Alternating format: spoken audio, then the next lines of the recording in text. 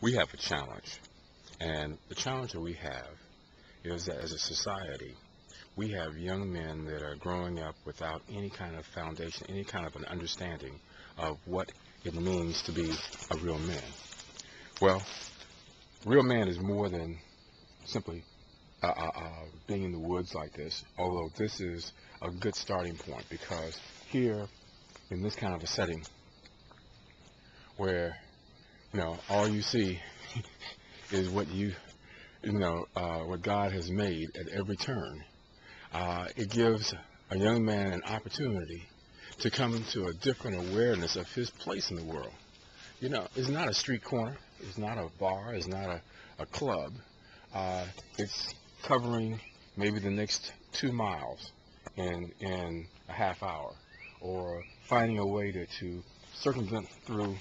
some really rough wooded areas like this, creating a shelter when you don't have anything but just, dead branches to work with, surviving a storm, knowing how to navigate from one point to another, being able to look at a tree and see what side the moss is on, so as maybe to gauge where you are and how to leave a trail and to leave a campsite in better condition than you found it. These are some of the skill sets that we work with. Taking young men who have never been in a kayak,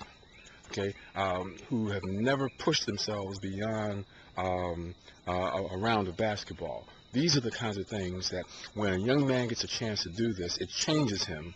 and it changes him in some fundamental ways that will impact him for all the days of his life. What we are doing is that we're setting the stage for what types of grandfathers these young men are going to be far down the road. What kinds of things are they being trained so that they one day will be sitting down with their grandsons and teaching them to be real men, as opposed to letting the streets take on that task.